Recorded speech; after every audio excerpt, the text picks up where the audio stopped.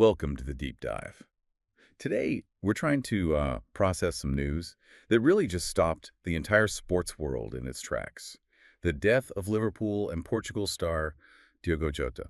He was just 28 years old. Hmm. His life was cut short right in the absolute prime of, Hmm. well, of everything. His career, his personal life, it's just profound. It really is. And looking through the sources, the sheer volume of reports and, the emotional reaction, it tells you this is so much bigger than football. Absolutely. So our mission today is to sort of give you the shortcut through all that noise. We want to move past the initial shock and really extract the precise reported facts, what happened in the incident where he was in his career, and then these powerful emotional ripples that went global. That's the heart of it, isn't it? The speed and just how completely unexpected it all was. One day he's lifting a trophy, the next he's gone.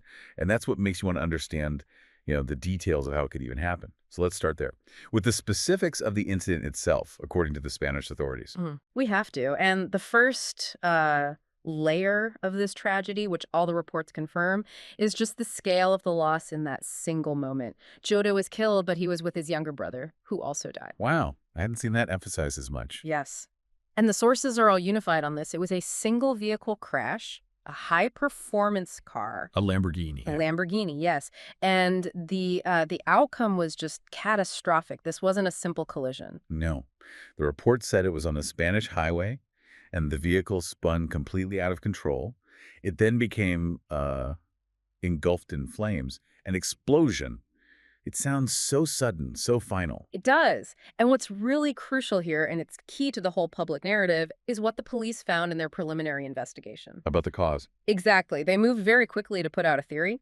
They've suggested the crash was most likely triggered by a tire bursting, specifically while the car was passing another vehicle. Wait, okay, so if the police are immediately focusing on mechanical failure, a tire burst, does that change the whole story? It kind of shifts it away from, potential recklessness and more toward just a catastrophic, unpredictable accident. That's the critical question, isn't it? And it speaks to how carefully these investigations are handled, especially with someone so high profile. The reports really emphasize that word, unpredictability.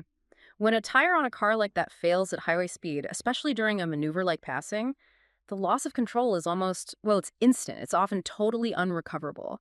So the focus is on the tire itself failing, not necessarily just the speed. Right. The trigger seems to be mechanical, a catastrophic failure in the tire rather than a high speed being the only cause.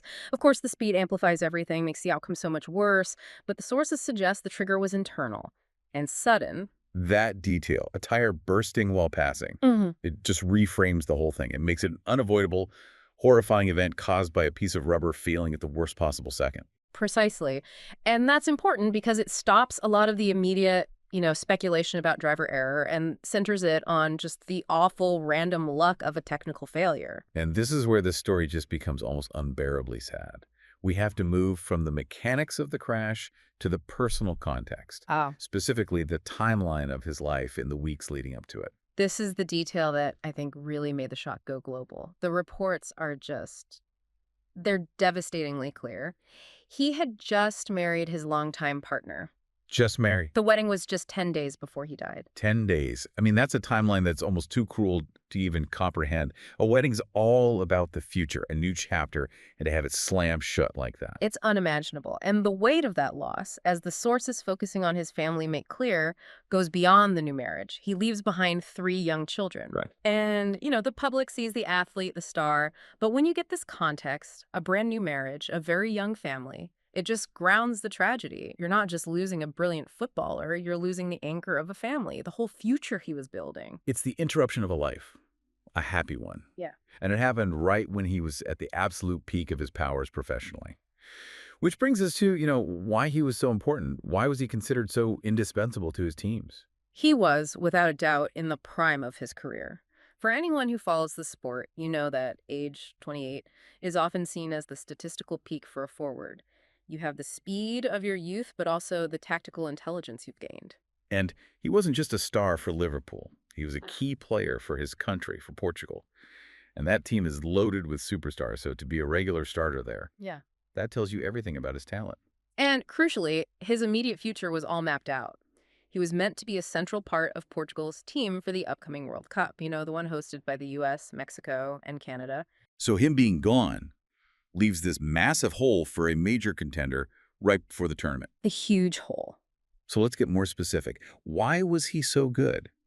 What was it about his game that made him stand out at this peak moment? I think what the analysis shows is his incredible versatility and just his efficiency. At Liverpool, he could play wide, but he became this deadly, reliable central striker. The data from the last couple of seasons shows his goals per minute rate was among the very best in the Premier League. He was just a lethal finisher. But his real gift was his movement, finding space where there wasn't any. And that ability is perfectly captured in that one story. The anecdote about his very last goal for Liverpool. This wasn't some easy tap-in. No, not at all. The descriptions are so vivid. It was a goal that helped them clinch the Premier League title last season, so the stakes were as high as they get. Eyewitness accounts, reporters, they all described it as this moment of pure individual brilliance. He dribbled through what one writer called a thicket of defenders and just calmly scored. A thicket of defenders. In a title race. That's a signature moment for a player at the absolute top of their games. The perfect example of that efficiency you were talking about. It is. It's what we mean when we say he was a difference maker.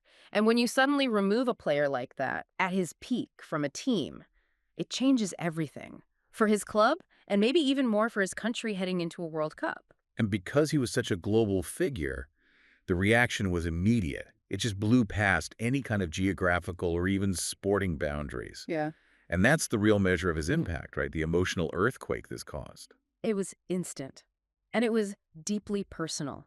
Within hours of the news, huge crowds of Liverpool fans were outside their stadium, Anfield, just gathering. They weren't just mourning a player.